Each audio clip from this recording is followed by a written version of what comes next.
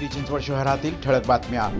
दिल्लीतील लाल किल्ला मेट्रो स्टेशनजवळ बॉम्बस्फोट होऊन किमान 11 जणांचा मृत्यू झाल्यानं संपूर्ण देश हादरून गेला। मृतांचा आकडा वाढण्याची भीती व्यक्त करण्यात येते।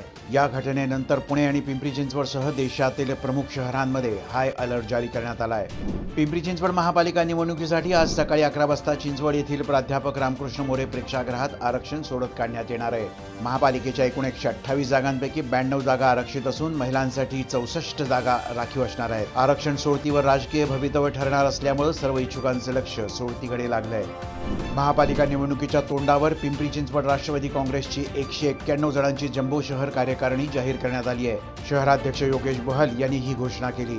मुख्य समन्वयक म्हणून विलास लांडे, प्रमुख प्रवक्ते म्हणून अजित गव्हाणे, मुख्य संघटक म्हणून भाऊसाहेब भोईर आणि नाना काटे यांची नियुक्ती करण्यात आली आहे। कार्याध्यक्षपदी प्रशांत शितोळे, मोरेश्वर भोंडवे यांच्यासह 9 जणांची तर मुख्य सरचिटणीसपदी विनायक रणसुभे यांची निवड झाली आहे। महिला अध्यक्षपदी कविता अल्हाट तर युवक अध्यक्षपदी शेखर कुटे यांची फेरनिवड झाली आहे। पिंपरी चिंचवड महापालिकेच्या हरित सेतू प्रकल्पाची दखल राष्ट्रीय स्तरावर घेण्यात आली आहे। या उपक्रमासाठी महापालिकेला केंद्र सरकारच्या गृहनिर्माण आणि शहरी कार्य मंत्रालयातर्फे शहरी वाहतूक उत्कृष्टता पुरस्कार प्रदान करण्यात आला।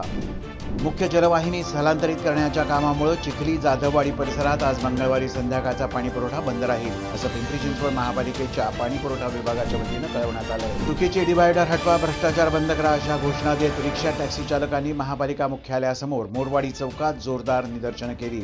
महाराष्ट्र रिक्षा पंचायत कष्टकरी जनता आघाडी आणि ऑटो टॅक्सी ट्रान्सपोर्ट फेडरेशनचे राष्ट्रीय अध्यक्ष डॉक्टर बाबा कांबळे यांच्या नेतृत्वाखाली झालेल्या या ठिय्या आंदोलनात रिक्षा चालक, टॅक्सी ड्रायव्हर, दुचाकीस्वार आणि स्थानिक नागरिक मोठ्या संख्येनं सहभागी झाले होते।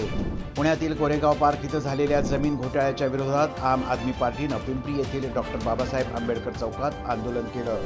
दहशत निर्माण करण्याच्या उद्देशानं एका तरुणावर तलवारीनं वार करणाऱ्या दोघांविरुद्ध गुन्हा दाखल करण्यात आला आहे। पिंपरी पुलाखालील एका पानटपरीवर ही घटना घडली।